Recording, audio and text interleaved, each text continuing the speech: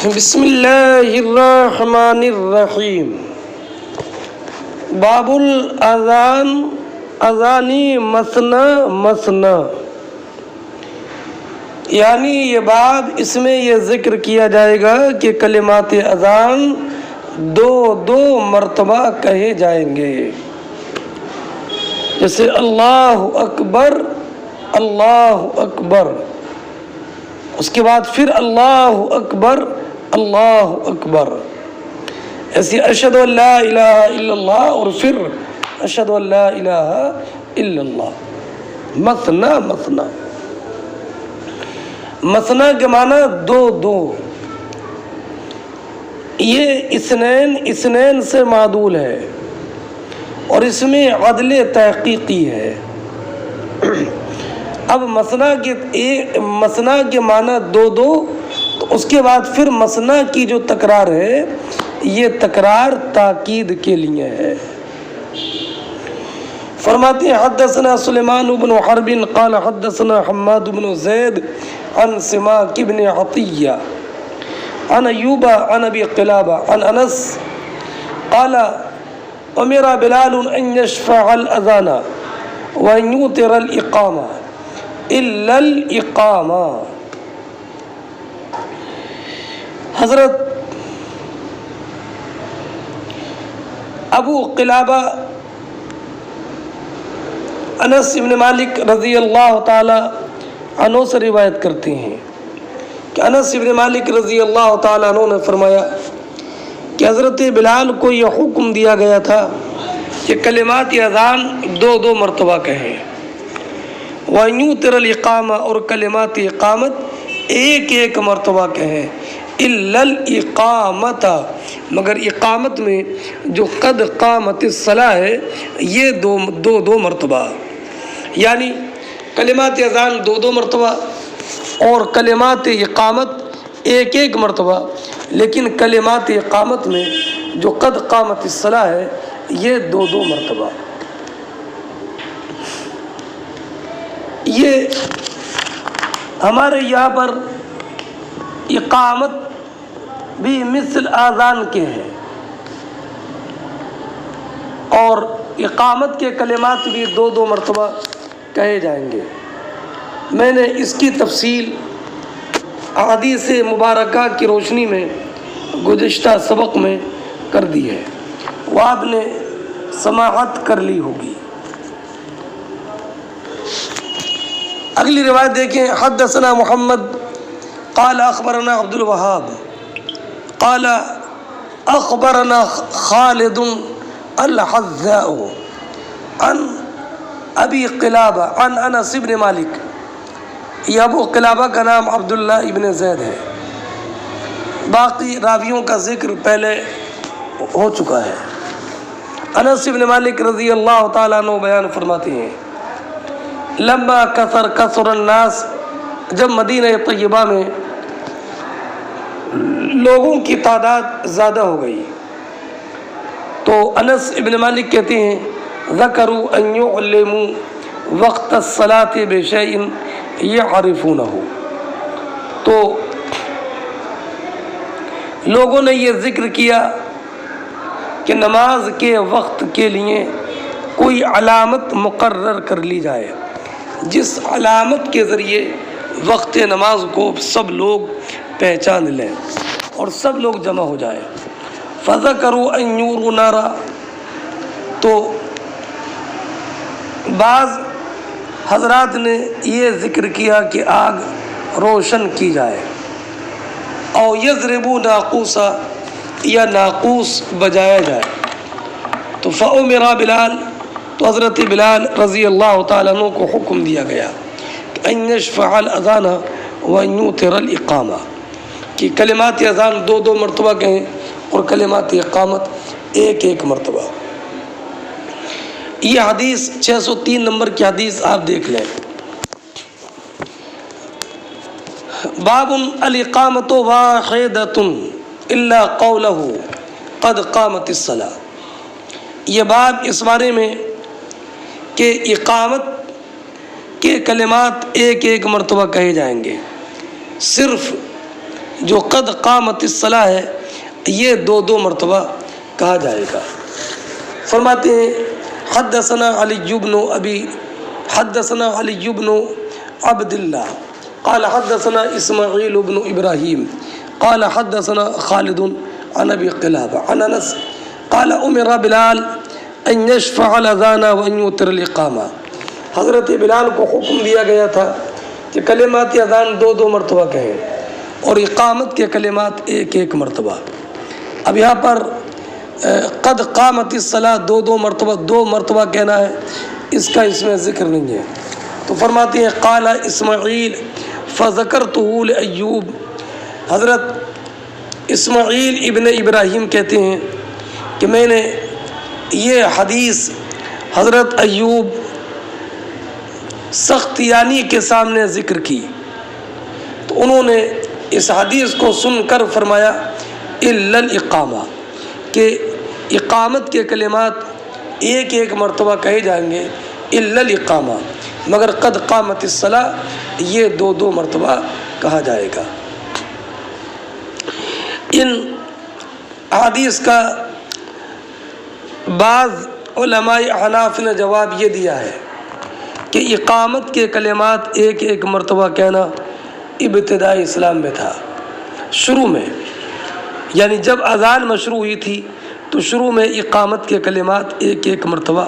کہے جاتے تھے۔ پھر یہ ابو محذورہ کی حدیث سے یہ حکم منسوخ ہو گیا،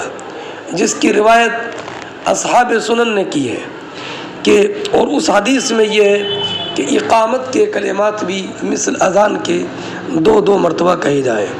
اور یہ حدیث حدیث انس سے مؤخر ہے۔ اس سے یہ معلوم ہوا کہ اور عبداللہ ابن زید کی حدیث بھی ہے کہ نبی کریم علیہ الصلاۃ والسلام کی اذان کے کلمات اور اقامت میں کلمات دو دو تھے، یعنی جیسے اذان کے کلمات دو دو ایسی اقامت کے کلمات بھی دو دو تھے۔ اگلا باب دیکھیں، باب فضل التعظیم، یہ باب ہے اذان دینے کی فضیلت کے بیان میں۔ تعظیم یہ اذنا کا مصدر ہے، یعنی مؤذنین کی فضیلت کیا ہے، اذان پڑھنے والوں کی فضیلت کیا ہے۔ فرماتے ہیں حدثنا عبداللہ ابن یوسف قال اخبرنا مالک عن ابی الزناد عن ابی ہریرہ ان رسول اللہ صلی اللہ علیہ وسلم قال اذا نودی للصلاة ادبر الشیطان وله زرات حتى لا يسمع التاذین فاذا قضی النداء اقبل حتى اذا صوب بالصلاة ادبر حتى اذا قضى التسبیح اقبل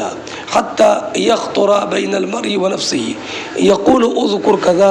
اذكر كذا لما لم يكن يذكر حتى يظل الرجل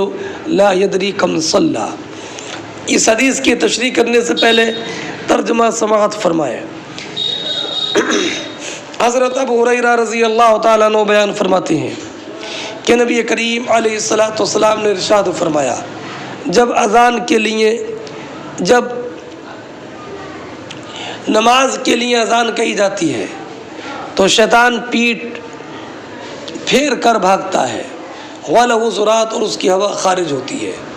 تاکہ اذان نہ سنے، اور جب اذان مکمل ہو جاتی ہے تو پھر آ جاتا ہے، اور پھر جب اقامت کہی جاتی ہے تو پھر بھاگتا ہے، یہاں تک کہ جب اقامت مکمل ہو جائے تو پھر آ کر انسان کے دل میں خطرات اور وسوسے پیدا کرتا ہے، اور شیطان کہتا ہے اس فلاں چیز کو یاد کر، ان باتوں کو یاد دلاتا ہے جو اس کو یاد نہیں تھی، یہاں تک کہ مرد کو یاد نہیں رہتا کہ کم صلی، کتنی رکعتیں پڑھی ہیں۔ اب مطابقت ترجمۃ الباب اس اعتبار سے کہ شیطان کا بھاگنا اذان کی وجہ سے ہے، تو لا محالہ اگر اذان کے لیے فضل عظیم نہ ہوتا تو شیطان ہرگز نہیں بھاگتا۔ تو تو اذان کہنے کی اس فضیلت کے حصول سے مؤذن کی فضیلت بھی معلوم ہو گئی، اس لیے کہ جب اذان کہنے کی یہ فضیلت ہے تو اذان کہنے والا بھی افضل ہوگا۔ اب یہ ترجمہ سننے کے بعد اب میں اس حدیث کی کچھ تشریح کرتا ہوں، آپ توجہ کے ساتھ سماعت فرمائیے گا۔ ابو ہریرہ رضی اللہ تعالیٰ عنہ بیان فرماتے ہیں کہ سرکار نے ارشاد فرمایا، اذا نودی للصلاۃ، جب نماز کے لیے اذان کہی جاتی ہے، یعنی وہ اذان جو اذان کے نماز کے لیے ہوتی ہے وہ اذان کہی جائے۔ اب یہ نہیں ہے کہ اگر اذان نماز کے لیے اذان نہیں ہے تو اس کی یہ فضیلت نہیں ہے، بلکہ مراد یہ ہے کہ جو اذان نماز کے لیے کہی جاتی ہے، جب وہ اذان پڑھی جاتی ہے تو شیطان بھاگتا ہے، چاہے وہ مسجد میں ہو یا قبر پر ہو اور یا گھر میں ہو۔ یہ فضیلت اسی اذان کی نہیں ہے جس کا مقصد اقامت صلاۃ ہو، بلکہ یہ اذان معروف جب بھی ہوگی شیطان بھاگے گا۔ اسی لیے اہل سنت اور جماعت کے نزدیک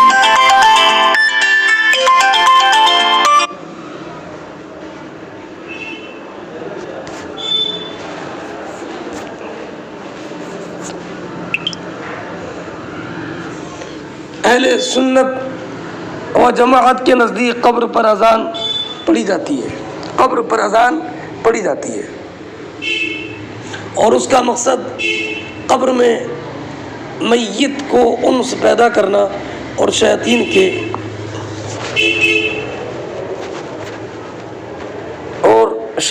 کے وسوسوں سے محفوظ کرنا ہے۔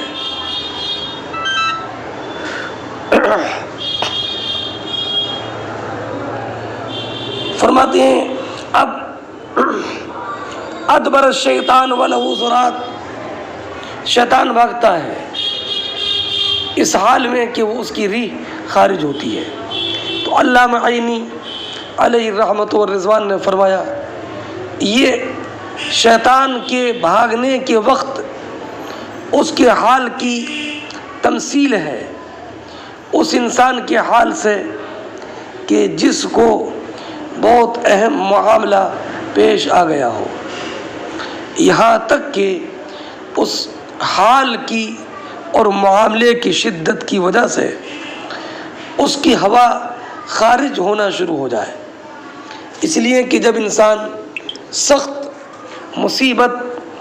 اور سخت پریشانی اور سخت آفت کا سامنا کرتا ہے تو استرخائے مفاصل ہو جاتا ہے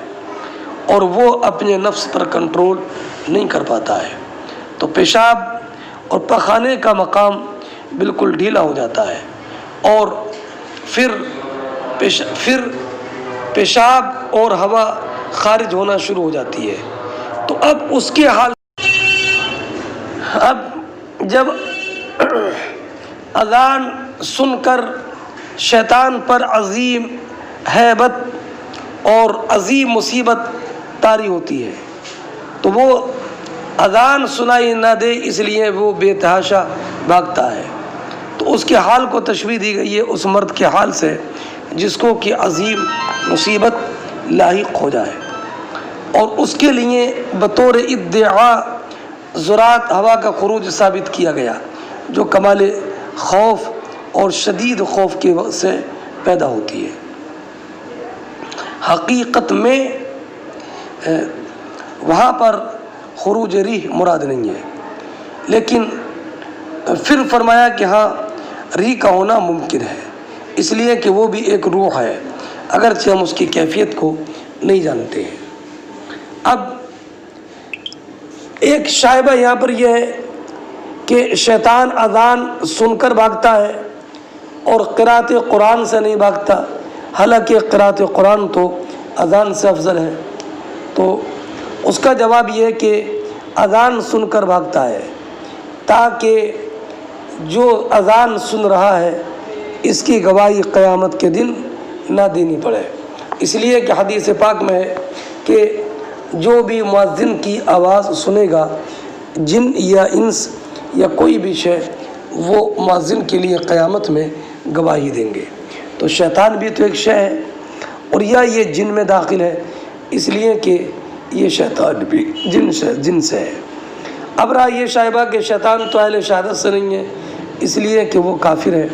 اور مراد حدیث میں یہ ہے کہ جو جن و انس مومن ہے وہ شہادت دیں گے۔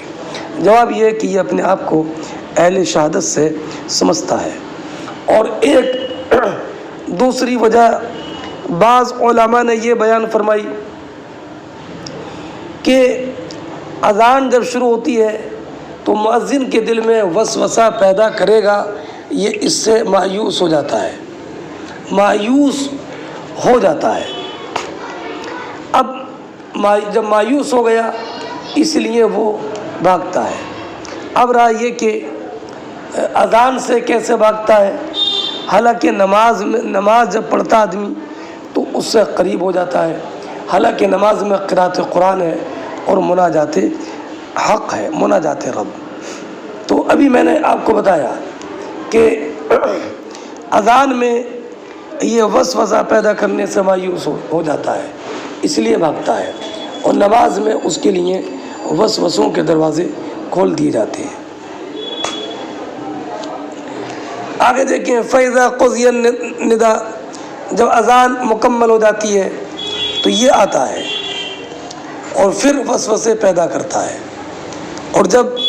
حتی اذا صُوِّبَ بِالصَّلَاةِ، اور پھر یہاں تک کہ جب نماز کے لیے تکبیر کہی جائے تو پھر یہ بھاگتا ہے، اور جب تکبیر سے اذا قضیت تسبیح، جب تسبیح اقامت مکمل ہو جاتی ہے تو پھر یہ پلٹ کر آتا ہے، یہاں تک کہ انسان کے دل میں یہ وسوسے پیدا کرتا ہے، اور انسان کو وہ چیزیں یاد دلاتا ہے جو انسان کو پہلے سے یاد نہیں تھی، اور ان وسوسوں کا غلبہ اتنا ہوتا ہے کہ اس انسان کو خبر نہیں رہتی کہ میں نے کیا رکعت نماز پڑھ لی اور کتنی رکعت باقی رہ گئی۔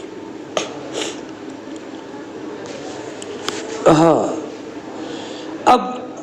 اس سے حدیث سے یہ معلوم ہوا کہ اذان کی عظیم فضیلت ہے، یہاں تک کہ شیطان پر اس سے دہشت طاری ہو جاتی ہے۔ ایسے ہی مؤذن کے لیے بھی اجر عظیم ہے، جبکہ اس کی اذان اللہ رب العزت کی بارگاہ میں اخلاص کے ساتھ ہو۔ اب کچھ احادیث کریمہ مؤذنین کی فضیلت میں سنیے۔ فرماتے ہیں کہ ابن خزیمہ اور ابن حبان کہ المؤذن یغفر له، کہ مؤذن کے لیے مؤذن اس کی اذان جہاں تک پہنچتی ہے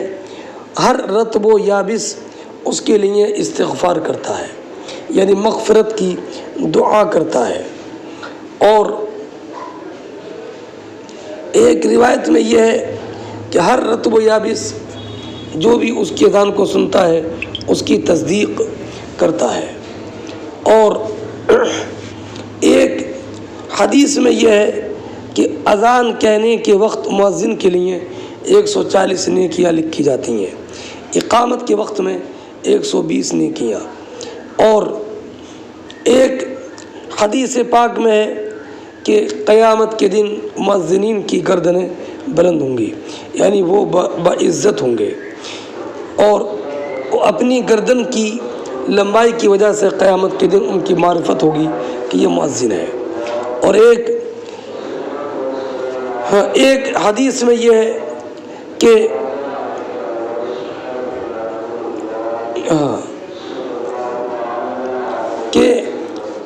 انبیاء کرام علیہم الصلاۃ والسلام کے بعد جنت کے لباس جن کو سب سے پہلے پہنائے جائیں گے وہ شہداء ہوں گے، حضرت بلال ہوں گے، اور اچھے مؤذن ہوں گے۔ اور ایک روایت میں یہ ہے کہ جس نے 1 سال اذان پڑھنے کی پابندی کر لی اس کے لیے جنت واجب ہو گئی۔ اور حضرت انس نے فرمایا ید اللہ تعالی علی راس المؤذن، اللہ کا دست قدرت مؤذن کے سر پر ہوتا ہے حتی یفرغ من اذانہ. اور ایک روایت میں کہ جب مؤذن اذان سے فارغ ہو جاتا ہے تو اللہ رب العزت فرماتا ہے صدقت عبدی، اے میرے بندے تو نے سچ کہا اور تو نے حق گواہی دی، تو بشارت تیرے لیے بشارت ہو. اور ایک روایت یہ ہے کہ قیامت کے دن مؤذن جنت کی اونٹنیوں پر سوار ہوں گے. لوگ خوف زدہ ہوں گے لیکن مؤذنوں پر کوئی خوف طاری نہیں ہوگا. لوگ رنجیدہ ہوں گے، مؤذنوں کو کوئی رنج نہیں ہوگا. اور حضرت جابر ابن عبداللہ کی روایت میں ہے، وہ فرماتے ہیں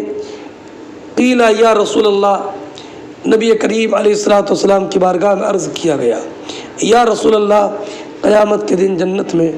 سب سے پہلے کون شخص داخل ہوگا؟ تو فرمایا پہلے انبیاء، پھر شہداء، پھر کعبے کے مؤذن، پھر بیت المقدس کے مؤذن، پھر میری اس مسجد کے مؤذن، اور پھر باقی اور مؤذن. چلیے، اسی لیے امام شافعی نے یہ فرمایا کہ اذان پڑھنا امامت سے افضل ہے، اور ہمارے نزدیک امامت افضل ہے اس لیے کہ وہ نیابت مصطفیٰ علیہ الصلوۃ والسلام ہے نا. اور اس سے یہ بھی معلوم ہوا کہ جو صاحب مصلی کو اس کی نماز میں ہوتا ہے یہ شیطان کے وسوسے سے ہوتا ہے.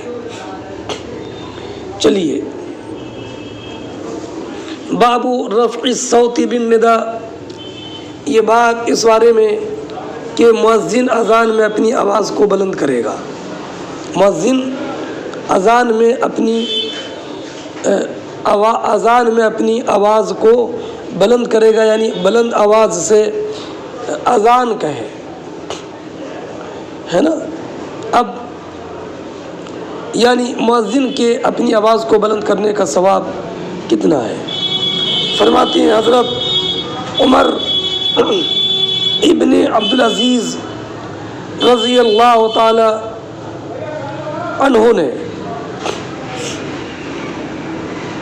فرمایا اذن اذانا صحما والا فاعتزلنا. حضرت عمر ابن عبدالعزیز رضی اللہ تعالی عنہ نے اس مؤذن سے کہا تھا جو اپنی آواز میں نغمہ پیدا کرتا تھا، ہے نا. تو آپ نے ان سے فرمایا کہ سادہ اذان پڑھو، اس میں نغمہ پیدا مت کرو، وَإِلَّا فَاعْتَزِلْنَا، ورنہ تم ہم سے الگ ہو جاؤ. اب حضرت عمر ابن عبدالعزیز رضی اللہ تعالی عنہ نے فرمایا اذن اذانا سمحا، اور سماحت تبھی ہوگی جب کہ فساد کا اظہار ہو، اور اظہار فساد تبھی ہوگا جب کہ آواز کو ایک حد تک بلند کیا جائے. تو اس سے یہ معلوم ہوا کہ اذان بلند آواز سے پڑھنا ہے، لیکن بلا نغمے کے اور بلا لحن کے، ہے نا. ایسی اذان پڑھو ورنہ تم اذان کے منصب سے الگ ہو جاؤ. اب اگلی حدیث پاک سنیے. فرماتے ہیں حدثنا عبداللہ ابن یوسف قال اخبرنا مالک عن عبد الرحمن ابن عبداللہ ابن عبد الرحمن ابن ابی صعصع الانصاری ثم المازنی عن ابی انه اخبره ان ابا سعید الخدری قال له انی اراک تحب الغنم والبادیہ فاذا كنت في غنمك او بادیتك فاذنت بالصلاة فارفع صوتك بالنداء فإنه لا يسمع مدى صوت المؤذن جن ولا انس ولا شيء الا شهد له يوم القيامة. فرماتے ہیں حضرت ابو سعید خدری رضی اللہ تعالی عنہ نے عبد الرحمن بن عبداللہ بن عبد الرحمن کے والد کون ہوئے؟ عبداللہ ابن عبد الرحمن بن ابی صعصع، ان سے کہا تھا انی اراک تحب الغنم والبادیہ، کہ اے عبداللہ بن عبد الرحمن بن ابی صعصع، میں دیکھتا ہوں کہ تم بکریوں کو اور جنگل کو زیادہ پسند کرتے ہو، یعنی تمہیں بکریوں میں رہنا، بکریوں کی نگہبانی کرنا اور جنگل میں رہنا زیادہ پسند ہے۔ فَإِذَا كُنْتَ فِي غَنَمِكَ، تو فرمایا کہ جب تم اپنی بکریوں کی نگہبانی میں ہو یا اپنے جنگل میں ہو اور تم نماز کے لیے اذان کہو، فَارْفَعْ صَوْتَكَ، تو تم اپنی آواز کو بلند کرو، اس لیے کہ مؤذن کی آواز جہاں تک جو بھی جن اور انس اور کوئی بھی شے سنتی ہے وہ مؤذن کے لیے قیامت کے دن گواہی دے گی۔ اب مطابقت باب فرفع صوتک بالنداء ہے نا۔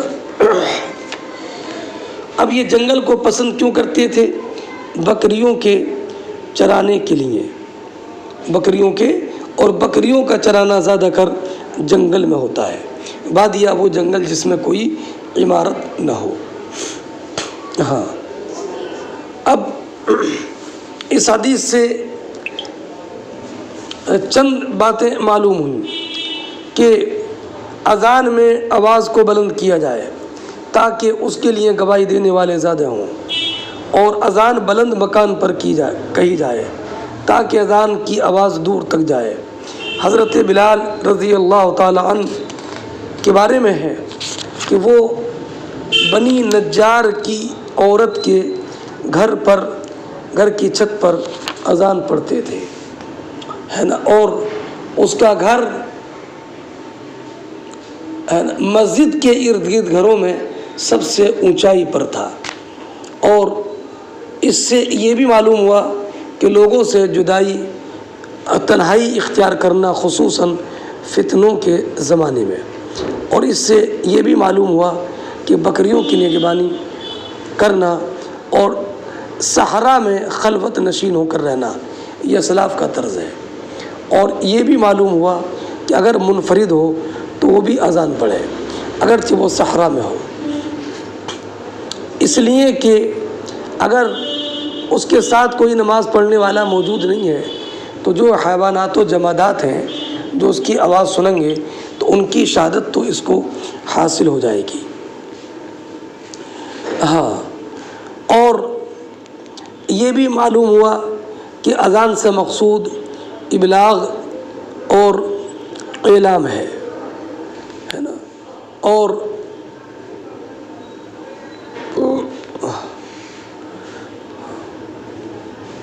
چلیے، اور یہ بھی کہ جن انسان کی آوازوں کو سنتے ہیں، اور یہ بھی معلوم ہوا کہ بعض مخلوق باب ما یحقن بالاذان من الدماء، دماء دم کی جمع ہے، یہ باب اس بیان میں کہ اذان کی وجہ سے خون بہانے سے روکا جائے گا، یعنی اذان پڑھنے کی وجہ سے اذان پڑھنے والوں کے خون معصوم ہو جائیں گے، ان کے خونوں کا بہانا جائز نہیں ہوگا، اس لیے کہ اذان شعائر اسلام سے ہے، تو جب شعائر اسلام سے اذان ہے تو اذان کا پڑھنا اس بات کی دلیل ہے کہ یہ داخل اسلام ہے، اور جو قوم اذان کہے اس کو مسلمان سمجھا جائے گا، لیکن اس شرط کے ساتھ کہ اس سے کوئی کفر سرزد نہ ہو، اور اگر معلوم ہے کہ یہ قوم اذان کہنے کے باوجود مرتکب کفر ہے تو اذان کے بعد بھی اس سے قتال کیا جائے گا۔ اب حدیث پاک سنیے، حضرت انس ابن مالک رضی اللہ تعالیٰ عنہ بیان فرماتے ہیں کہ ان النبی صلی اللہ علیہ وسلم کانا اذا غزا بنا قوما، لم یکن یغزو بنا حتی یصبح وینظر، کہ نبی کریم صلی اللہ تعالی علیہ وسلم جب ہمارے ساتھ کسی قوم پر غزوہ فرماتے تو جب تک صبح نہ ہو جاتی حملہ نہ کرتے اور انتظار کرتے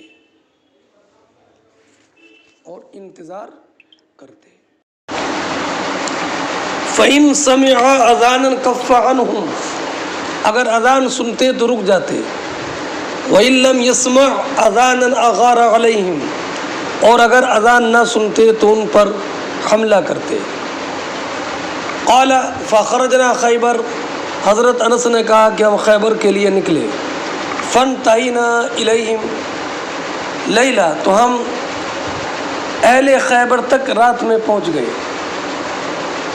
فلما اصبح ولم يسمع اذانا راکبا، جب حضور نے صبح کی اذان نہیں سنی تو سوار ہوئے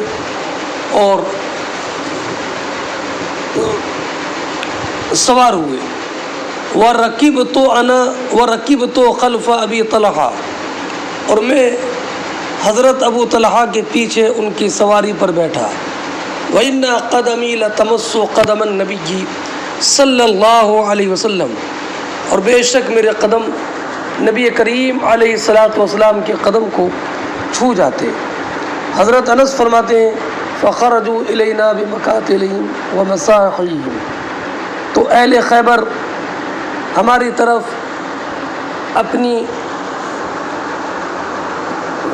اپنے تھیلے، بورے اور اپنی کھرپیاں لے کر نکلے جنگل کی طرف۔ فلما رأوا النبی، جب انہوں نے نبی کریم صلی اللہ تعالی علیہ وسلم کو دیکھا، قالوا محمد واللہ محمد والخمیس، کہ واللہ محمد لشکر کے ساتھ تشریف لے آئے۔ فرماتے ہیں فلما رآہم رسول اللہ صلی اللہ علیہ وسلم، جب ان کو نبی کریم علیہ الصلاۃ والسلام جب ان کو نبی کریم علیہ الصلاۃ والسلام نے دیکھا تو فرمایا اللہ اکبر خربت خیبر انا اذا نزلنا بساحت قوم فساء صباح المنذرین، کہ بے شک ہم جب کسی قوم کے دامن میں اتر جاتے ہیں تو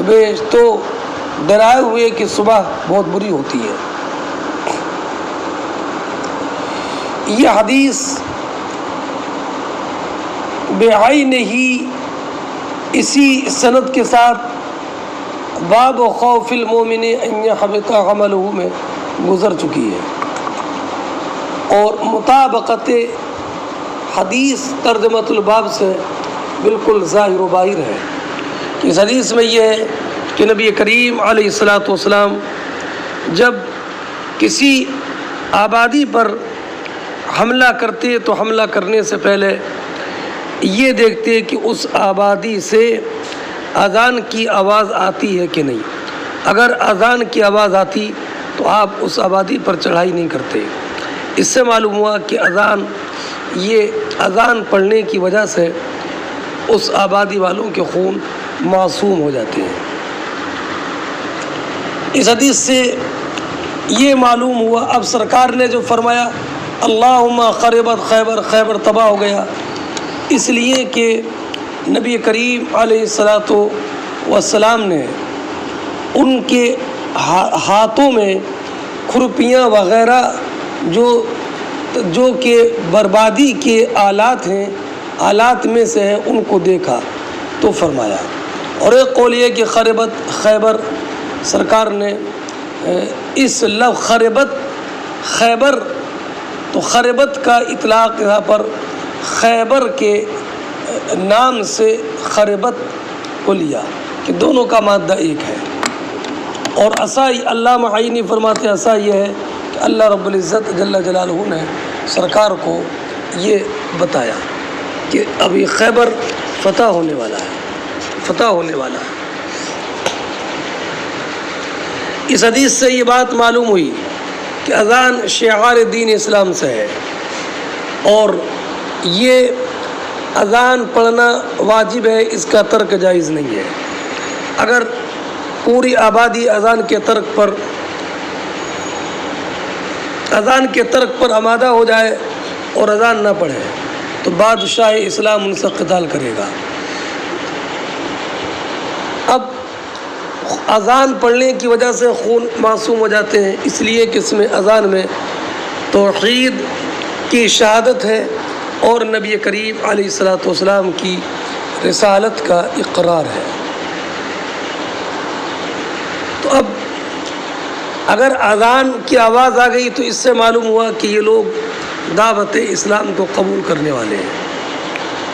ہے نا؟ چلیے، ہاں اگر اذان کہنے کے باوجود اس سے کفر سرزد ہو جائے اور وہ کفر پر بضد ہو تو پھر اذان پڑھنا اس کو نفع نہ دے گا۔ اس حدیث سے ایک بات یہ بھی معلوم ہوئی کہ سواری کے جانور میں اگر طاقت ہو تو ایک جانور پر دو کا سوار ہونا بھی جائز ہے، اور یہ بھی معلوم ہوا کہ دشمن سے جب مقابلہ ہو تو تکبیر کہنا یہ مستحب ہے، اور یہ بھی معلوم ہوا کہ دشمن پر حملہ کرنا یہ اول نہار میں ہو یہ مستحب ہے، اس لیے کہ یہ ان کی غفلت کا وقت ہے۔ اور یہ بھی معلوم ہوا کہ شہادتین کا اقرار، یعنی شہادتین کو شہادت توحید الہی اور شہادت رسالت محمدیہ صلی اللہ علی صاحبہ الصلاۃ والسلام، یہ اس کے اسلام کی دلیل ہے۔ فرماتی ہے اگلا باب ما یقول اذا سمع المنادی، یہ باب اس انسان کے بارے میں کہ جب مؤذن کو اذان پڑھتے ہوئے سنے تو کیا کہے۔ اب حدیث پاک دیکھیں، حدثنا عبداللہ ابن یوسف قال اخبرنا مالک عن ابن شہاب عن عطاء ابن یزید اللیثی عن ابی سعید الخدری ان رسول اللہ صلی اللہ علیہ وسلم قال اذا سمعتم النداء فقولوا مثل ما يقول المؤذن۔ یہ مطابقت حدیث کی ترجمۃ الباب سے مثل ما یقول المؤذن میں ہے۔ حضرت ابو سعید خدری رضی اللہ تعالی عنہ بیان فرماتے ہیں کہ نبی کریم صلی اللہ تعالی علیہ وسلم نے ارشاد فرمایا کہ اذا سمعتم الاذان، جب تم اذان سنو، فقولوا مثل ما یقول المؤذن، یعنی فقولوا قولا مثل ما یقول المؤذن، تو ویسے ہی کہو جیسے کہ مؤذن کہتا ہے، جیسا کہ مؤذن کہتا ہے، یعنی جو کلمات مؤذن کہیں وہ کلمات تم بھی کہو۔ اب اس فقولو، اس سے ایک بات یہ معلوم ہوئی کہ اذان کا جواب دینا سامعین پر واجب ہے نا، اس لیے کہ امر وجوب کے لیے آتا ہے۔ اور ہاں جب تو اشہد ان محمد الرسول اللہ تک جو کلمات مؤذن کہہ رہا ہے انہی کلمات کا اعادہ جواب میں کر دینا ہے۔ البتہ حی علی الصلاۃ اور حی علی الفلاح کے جواب میں حی علی الصلاۃ یا حی علی الفلاح نہیں کہنا ہے، بلکہ لا حول ولا قوت الا باللہ العلی العظیم کہنا ہے، اس لیے کہ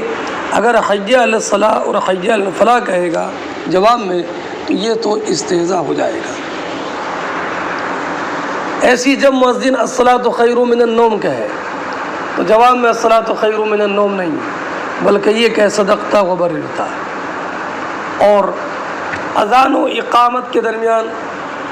خاموش رہے، جواب دینے کے علاوہ اور کوئی دوسرا کام کرنا یا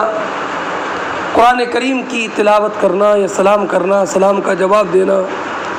یہ جائز نہیں ہے۔ بلکہ اگر قرآن پہلے سے پڑھ رہا ہو تو خاموش ہو جائے اور اذان سنے اور اذان کا جواب دے، اور یہ جواب دینا واجب ہے۔ میں نے بتایا کہ نبی کریم علیہ الصلاۃ والسلام نے ارشاد فرمایا من الجفاء ان تسمع الاذان ثم لا تقول مثل ما يقول، گوار پن سے یہ ہے کہ تم اذان سنو اور پھر مؤذن کی اذان کا جواب نہ دو۔ آگے روایت ہے کہ حدثنا معاذ بن فضالہ قال حدثنا ہشام ان یحییٰ ان محمد بن ابراہیم بن الحارث قال حدثني عيسى ابن طلحة أنه سمع معاوية يوما فقال مثله۔ عیسیٰ ابن طلحہ یہ مدینہ طیبہ کے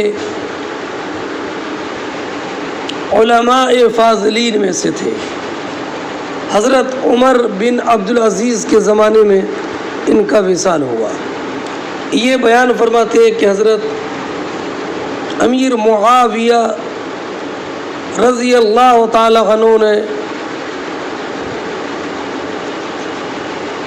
اذان سن کر مؤذن جیسے کلمات جواب میں کہے، یہ میں نے سنا۔ یہ کس نے بتایا؟ عیسیٰ ابن طلحہ نے۔ مؤذن کے مثل کلمات اذان کے جواب میں کہاں تک؟ اشہد ان محمد رسول اللہ تک۔ اب حضرت امیر معاویہ کی اس حدیث سے یہ بات معلوم ہوئی کہ اذان سننے والا مؤذن کے مثل کلمات کہے گا اشہد ان محمد رسول اللہ پڑھنے تک۔ اور حی علی الصلاۃ اور حی علی الفلاح کے جواب میں لا حول ولا قوت الا باللہ پڑھے گا، یہ ابھی میں نے آپ کو بتایا۔ ہاں، نبی کریم علیہ الصلاۃ والسلام کے بارے میں ہے کہ جب مؤذن اشہد ان محمد رسول اللہ کہتا تو سرکار جواب میں فرماتے وَأَنَا أَشْهَدُ وَأَنَا أَشْهَدُ۔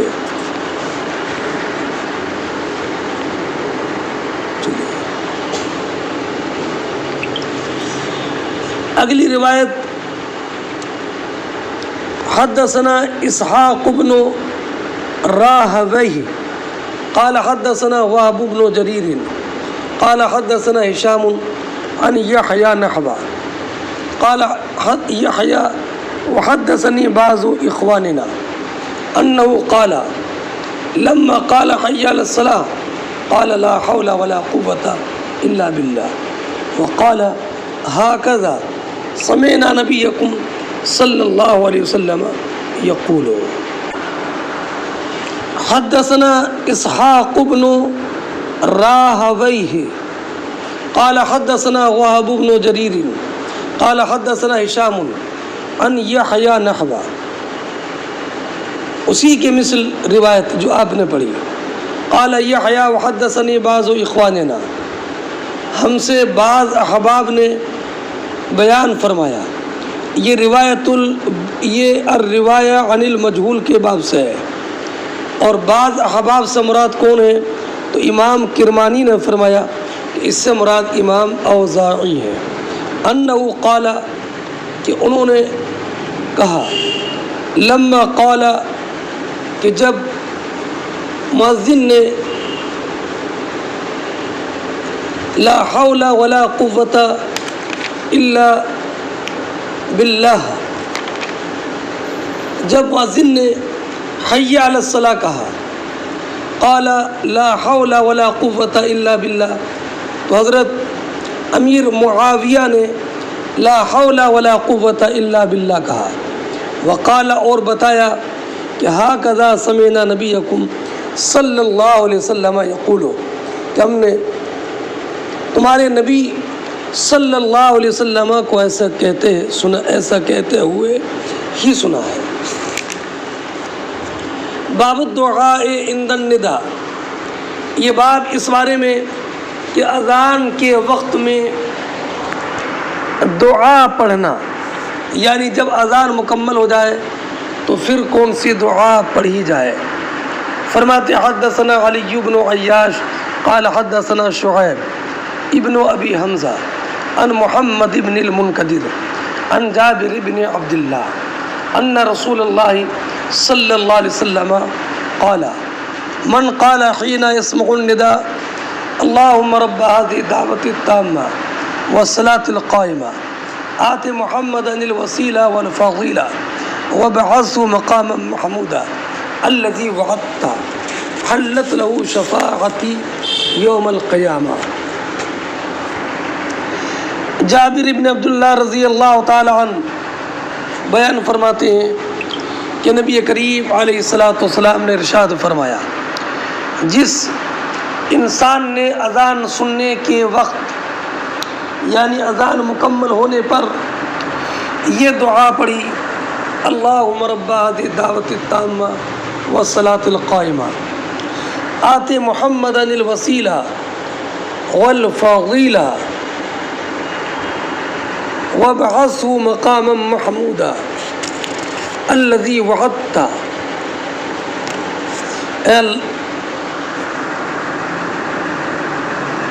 اے اس دعوت تام اور نماز قائم کے مالک نبی حضرت محمد مصطفیٰ صلی اللہ علیہ وسلم کو وسیلہ اور فضیلت عطا فرما، اور اس مقام محمود پر انہیں قائم فرما جس کا تو نے ان سے وعدہ کیا ہے۔ تو جو یہ دعا پڑھے تو وہ قیامت کے دن میری شفاعت کا مستحق ہوگا۔ ہاں، اب اللہم رب هذه الدعوة التامة، هذه دعوت التامة، دعوت تامہ سے یہاں پر مراد اذان ہے، اس لیے اسے تامہ اس لیے بولتے ہیں کہ چونکہ یہ عقائد کی جامع ہے، اور صلاۃ قائمہ، قائمہ صلاۃ کی صفت، نماز کی صفت ہے قائمہ، قائمہ کے معنی باقیہ، کہ جو کہ ہمیشہ باقی رہے گی، کہ اب یہ کوئی بھی دین اس کو منسوخ نہیں کرے گا، اس لیے کہ یہ آخری شریعت ہے۔ اب اس کے نبی کریم علیہ الصلاۃ والسلام کے بعد اب نہ کوئی نبی آنے والا ہے، نہ اصلی اور نہ بروزی، نہ ذلی نہ طفیلی، یہ تقسیم ہی باطل ہے۔ اسی تقسیم کی وجہ سے اور امکان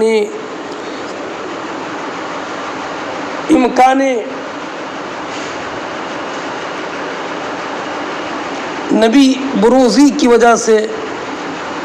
قاسم نانوتوی پر فتوی کفر ہے، جس کی تفصیل آپ نے اپنے علماء کی کتابوں میں پڑھی ہوگی۔ حضرت علامہ عینی نے بھی فرمایا کہ یہاں پر دعوت سے مراد اذان کے الفاظ ہیں۔ اب انہیں دعوت کیوں کہا گیا؟ اس لیے کہ ان کے ذریعے مؤذن اللہ رب العزت کی عبادت کی طرف بلاتا ہے۔ ہاں، اور اس دعوت کی صفت تامہ بیان فرمائی، اس لیے کہ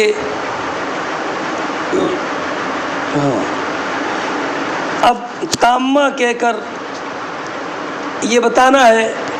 کہ اب اس اذان میں کوئی تغیر و تبدل باقی نہیں ہوگا، بلکہ یہ قیامت تک باقی رہے گی۔ والصلاۃ القائمہ، اور وہ نماز، اس نماز، اے نماز قائم کے رب، قائم سے مراد دائم، میں نے بتایا کہ یہ نماز قائم رہے گی جب تک کہ آسمان و زمین ہے۔ آتے محمد الوسیلہ، تو اے اللہ تو محمد عربی صلی اللہ تعالی علیہ وسلم کو وسیلہ عطا فرما۔ وسیلہ کی جمع وسائل ہے۔ اب وسیلہ سے کیا مراد ہے؟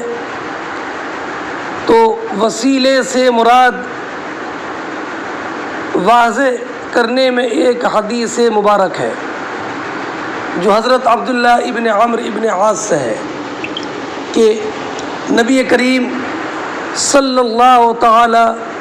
علیہ وسلم کو یہ کہتے ہوئے سنا کہ جب مؤذن کو تم اذان پڑھتے ہوئے سنو تو پھر جواب میں اسی کے مثل کلمات کہو، ثم صلوا علیہ، پھر مجھ پر درود شریف پڑھو، اس لیے کہ جو مجھ پر درود شریف پڑھتا ہے اللہ اس پر 10 رحمتوں کا نزول فرماتا ہے۔ اور پھر میرے لیے وسیلے کا سوال کرو کہ وسیلہ جنت میں ایک وہ عظیم مرتبہ ہے کہ جو اللہ کے بندوں میں سے کسی ایک بندے کو ملے گا۔ وَأَرْجُو أَنْ أَكُونَ أَنَا هُوَ، اور مجھے امید ہے کہ وہ بندہ میں ہی ہوں۔ فَمَنْ سَأَلَ اللَّهُ لِي الْوَسِيلَةَ حَلَّتْ لَهُ الشَّفَاعَةُ، تو جو میرے لیے وسیلے کا سوال کرے گا اس کے لیے شفاعت حلال ہو جائے گی۔ اور امام طحاوی کی روایت میں فَإِنَّا مَنزِلَةٌ فِي الْجَنَّةِ، کہ وسیلہ جنت میں ایک منزل کا نام ہے۔ والفضیلہ، فضیلہ سے مراد وہ مرتبہ کہ جو ساری مخلوق میں کسی مخلوق کو نہ ملا ہو، بلکہ سب سے اہم جو مرتبہ ہے۔ اعلیٰ حضرت امام اہل سنت رضی اللہ تعالیٰ عنہ نے فرمایا خدا نے ہے وہ مرتبہ تجھ کو دیا، نہ کسی کو ملا نہ کسی کو ملا، کہ کلام مجید نے کھائی شاہ تیرے شعر و کلام و بقا کی قسم۔ ہاں، اور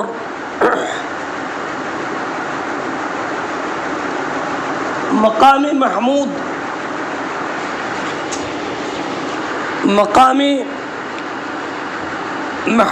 سے مراد وہ مقام ہے جس پر فائز ہونے والے کی ہر شخص تعریف کرے، اور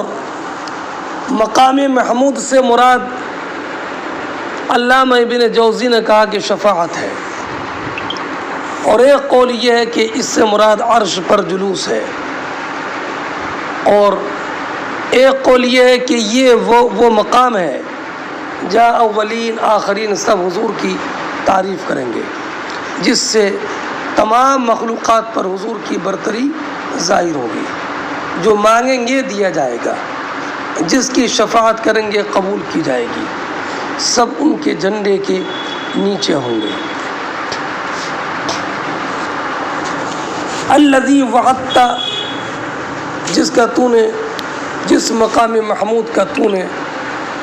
نبی کریم علیہ الصلوۃ والسلام سے وعدہ کیا، وہ کون سا وعدہ؟ عسیٰ ان یبعثک ربک مقاما محمودا، مقام محمودا۔ مقام محمود سے مراد میں نے بتا دیا، اور ایک روایت یہ ہے کہ خود نبی کریم علیہ الصلوۃ والسلام نے ارشاد فرمایا هو المقام الذي اشفع فيه لامتی۔ ابرا یہ معاملہ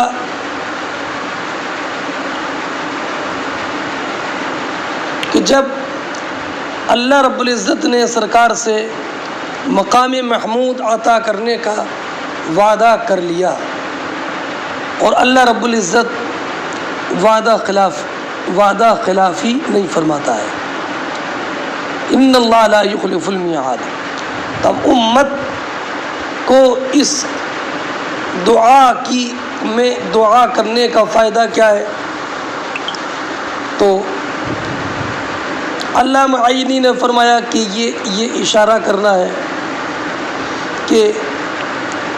ایک شخص دوسرے کے لیے دعا کر سکتا ہے۔ اب اس دعا کی وجہ سے نبی کریم علیہ الصلوۃ والسلام کو فائدہ نہیں ہے، بلکہ اس دعا کرنے والے کو فائدہ ہے کہ یہ نبی کریم علیہ الصلوۃ والسلام کی مخصوص تو حلت لہ شفاعتی، اس کے لیے میری شفاعت حلال ہو جائے گی، مطلب وہ میری شفاعت کا مستحق ہوگا، اس لیے کہ جب شے کسی کے لیے حلال ہو جائے تو وہ اس کا مستحق ہوتا ہے۔ حلت سے یہاں پر حل سے مراد خلاف حرمت نہیں ہے، اس لیے کہ دعا پڑھنے سے پہلے بھی شفاعت اس کے لیے حرام نہیں تھی، بلکہ معنی یہ ہے کہ وہ میری شفاعت کا مستحق ہو گیا۔ اب رہا یہ معاملہ کہ نبی کریم علیہ الصلوۃ والسلام کی شفاعت تو پہلے ہی سے گناہ گاروں کے لیے ثابت ہے، چاہے وہ اذان کا جواب نہ دے۔ نبی کریم علیہ الصلوۃ والسلام نے ارشاد فرمایا کہ شفاعتی لأہل الکبائر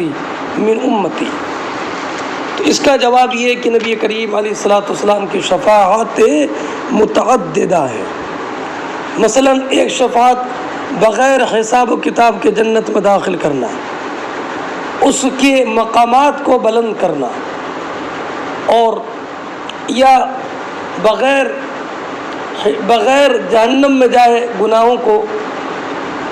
شفاعت نبی کریم علیہ الصلوۃ والسلام کی وجہ سے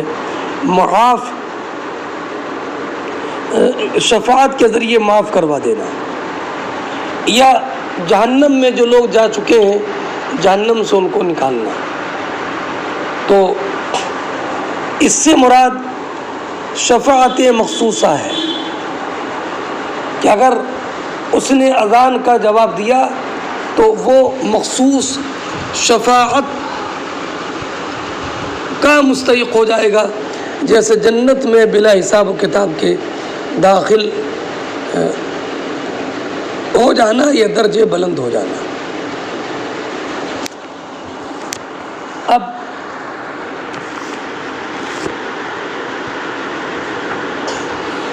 اس سے ایک بات یہ معلوم ہوئی کہ نماز کے اوقات میں خاص دعا کا اہتمام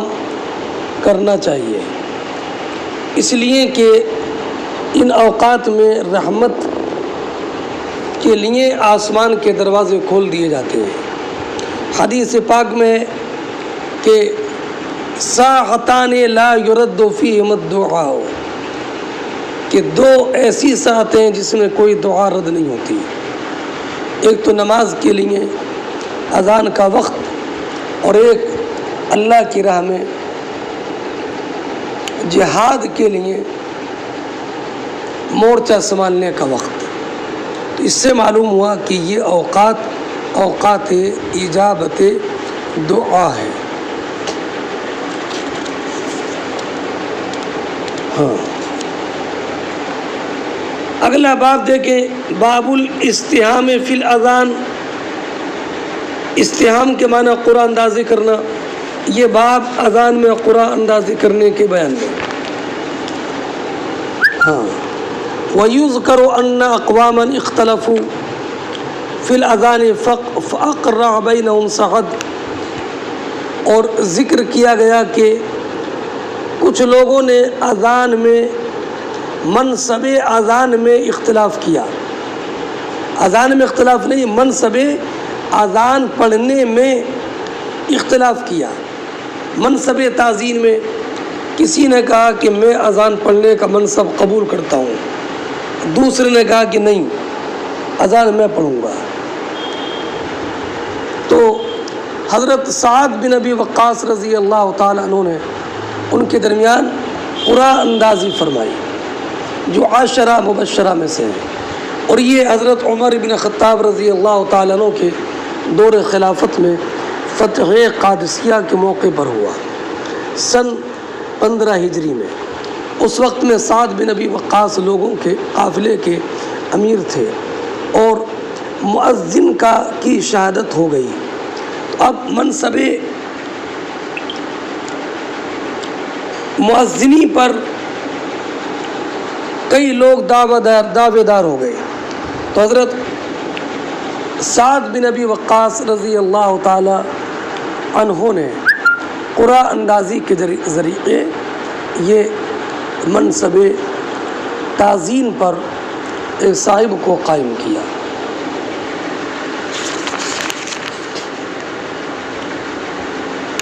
اگلی حدیث دیکھیں، حدثنا عبداللہ ابن یوسف قال اخبرنا مالک عن سمی مولا ابی بکر عن ابی صالح عن ابی ہریرہ ان رسول اللہ صلی اللہ علیہ وسلم قال لو يعلم الناس ما في النداء والصف الاول ثم لا يجدوا الا ان يستهموا عليه لاستهموا ولو يعلمون ما في التهجير لاستبقوا اليه ولو يعلمون ما في العتمة والصبح لعطوهما ولو حبوا۔ حضرت عبداللہ ابن یوسف رضی اللہ تعالیٰ عنہ بیان فرماتے ہیں کہ ہمیں خبر دی مالک نے، انہوں نے روایت کی سمی ابی بکر کے غلام سے، وہ روایت کرتے ہیں ابی صالح سے کہ حضرت ابو ہریرہ رضی اللہ تعالیٰ عنہ نے فرمایا کہ نبی کریم علیہ الصلوۃ والسلام نے ارشاد فرمایا، اگر لوگوں کو معلوم ہو جائے کہ اذان کہنے میں اور پہلی صف میں کتنی فضیلت ہے، اور پھر وہ اس کا موقع نہ پائے مگر قرآن اندازی سے، تو ضرور قرآن اندازی کریں، اور اگر ان کو معلوم ہو جائے کہ ظہر کی نماز میں کتنا ثواب ہے تو ضرور اس کی طرف سبقت کریں۔ وَلَوْ يَعْلَمُونَ مَا فِي الْعَتَمَةِ، اگر یہ معلوم ہو جائے کہ عشاء اور فجر کی نماز میں کتنا ثواب ہے، لَأَتَوْهُمَا وَلَوْ حَبْوًا، تو ضرور آئیں گے اگرچہ گھٹنوں کے بل یا سرین کے بل یا ہاتھوں کے سارے چل کر کے آئے، آنا پڑے تو بھی ضرور آ جائے۔ ابھی نبی کریم صلی اللہ تعالی علیہ وسلم نے ارشاد فرمایا، لو يعلم الناس ما في النداء والصف الاول، حضرت ابو ہریرہ کی روایت میں من الخیر والبرکہ، اگر لوگوں کو معلوم ہو جاتا کہ اذان کہنے میں اور نماز میں پہلی صف میں شامل ہونے میں کتنا ثواب ہے اور کتنی برکت ہے، ثم لا یجدوا، اس کے بعد وہ پہلی صف میں پہنچنے میں اور یہ اذان کہنے کے لیے کوئی راہ نہ پاتے سوائے قرآن اندازی کے، تو ضرور اس کی تحصیل میں قرآن اندازی کرتے۔ یعنی اگر اذان پڑھنے کے لیے قرآن اندازی کرنا پڑتی تو اگر اذان پڑھنے کا ثواب معلوم ہوتا تو قرآن اندازی کرتے، اور اگر صف اول میں شریک ہونے والوں کی تعداد زیادہ ہے اور جگہ کم ہے، جگہ انہی کو ملے گی جن کا نام قرآن اندازی میں نکلے گا، تو اس کے لیے ضرور قرآن اندازی کرتے۔ اور وَلَوْ يَعْلَمُونَ مَا فِي التَّهْجِيرِ، یہاں پر تہجیر کا لفظ قابل غور ہے۔ تو علامہ حروی نے فرمایا کہ یہاں پر تہجیر سے مراد التبکیر الی الصلوات، کہ تمام نمازوں میں نماز کے لیے مسجد میں پہلے جانا، اس میں کتنا ثواب ہے، اگر یہ معلوم ہو جاتا تو ضرور مسجد میں پہلے پہنچتے۔ تو یہاں پر تہجیر سے مراد تمام نمازوں میں اول وقت میں جانا ہے۔ اور بعض لوگوں نے کہا کہ تکبیر سے مراد یہ ہے کہ نماز ظہر میں جلدی جانا، یعنی نماز ظہر کے لیے اول وقت میں پہنچ جانا۔ مگر علامہ عینی علیہ رحمت و رضوان فرماتے ہیں کہ صحیح بات وہ ہے جو علامہ حروی نے کہی ہے کہ تمام نمازوں میں پہلے پہنچنا، لیکن تمام نمازوں میں جلدی کرنا سے مراد یہ ہے کہ نماز کے لیے تیاری کرنے میں جلدی کرنا، مسجد میں پہنچنے میں جلدی کرنا۔ اس سے یہ لازم نہیں آتا کہ اول وقت میں نماز پڑھنا۔ اور یہ کیسے افضل ہو سکتا ہے، حالانکہ ظہر میں ابراد کا اور فجر میں اسفار کا حکم نبی کریم علیہ الصلاۃ والسلام نے دیا ہے۔ اور پھر یہ بھی بات قابل لحاظ ہے کہ حاجرہ کا اطلاق مطلقاً وقت ظہر پر ہوتا ہے، آخر وقت ظہر تک۔ تو اگر ابراد میں بھی نماز پڑھی، ٹھنڈا کر کے بھی نماز پڑھی، تو بھی اس پر یہ صادق آئے گا کہ اس نے اس میں جو تہجیر کا لفظ ہے حجر، اس پر بھی صادق آئے گا۔ لَسْتَبَقُوا إِلَيْهِ، تو ضرور جلدی کرتے۔ جلدی کرنے سے مراد یہاں پر دوڑنا نہیں ہے، اس لیے کہ نماز میں دوڑ کر آنا منع ہے، بلکہ مراد یہ ہے کہ اس کے لیے جانے میں جلدی کرتے، کہ گھر سے جلد نکلتے۔ وَلَوْ يَعْلَمُونَ مَا فِي الْعَتَمَةِ، اگر یہ جانتے کہ عشاء کی نماز میں اور فجر کی نماز میں کتنا ثواب ہے تو ضرور حاضر ہوتے، اگرچہ گھٹنوں کے بل یا سرون کے بل یا ہاتھوں کے بل آنا پڑتا۔ اب اس سے اذان کی فضیلت بھی معلوم ہوئی اور پہلے صف کی فضیلت بھی معلوم ہوئی، اس لیے کہ پہلی صف میں ہوگا تو امام کی قرات اگر بالجہر ہے تو یہ اس کو قرآن سننے کا بخوبی موقع ملے گا، اور امام کے فاتحہ مکمل کرنے کے وقت میں آمین کہنے کا موقع ملے گا۔ پیچھے والوں کو تو امام کی قرات کی آواز نہیں جائے گی تو وہ آمین بھی کیسے کہیں گے، اور امام کی تکبیر کے بعد فوراً اسے تکبیر کہنے کا موقع ملے گا۔ اور ایک اور یہ بھی کہ اگر امام کو حدث طاری ہونے کے وقت میں خلیفہ بنانے کی حاجت پیش آئی تو اگر امام کے ٹھیک پیچھے ہوگا تو یہ خلیفہ ہوگا، تو اس کے لیے امامت کا اجر عظیم حاصل ہو جائے گا۔ اور یہ بھی کہ اگر امام سے قریب ہوگا تو امام کے طریقہ نماز کو قاعدے سے دیکھے گا، اور طریقہ نماز کو دیکھ کر لوگوں میں طریقہ نماز کی تلقین بھی کرے گا۔ اور مسلم شریف کی روایت میں خیر الصفوف الرجال اولھا، کہ مردوں کی جماعت میں سب سے بہتر صف اور جماعت پہلی ہے، پہلی صف ہے۔ مردوں کی جماعت کی صفوں میں سب سے افضل صف پہلی ہے۔ اور ایک معجم اوسط میں ہے کہ نبی کریم علیہ الصلاۃ والسلام نے صف اول کے لیے 3 مرتبہ استغفار فرمایا، اور صف